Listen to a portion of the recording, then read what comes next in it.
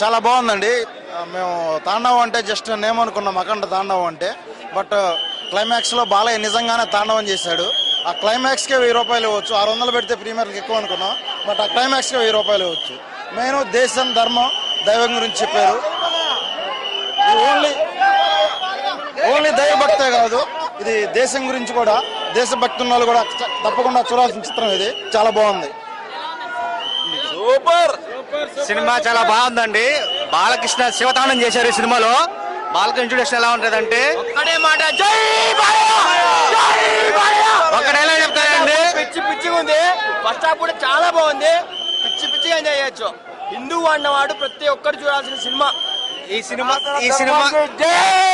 ఈ సినిమాలో దేవుడు ఎలా వస్తాడో దానికి ఎగ్జాంపుల్, దేవుడు ఎలా వస్తాడని క్లియర్ గా చూపించారు బోయపాటి. సో అందరూ తప్పకుండా చూడాలి సినిమా అండి. ఒకడేలా చెప్పి ముగిస్తాను.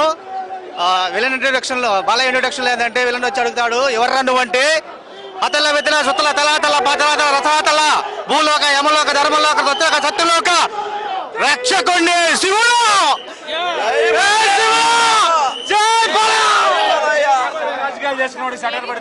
సౌరాజకాలైనా ఏదైనా సరే ఎంత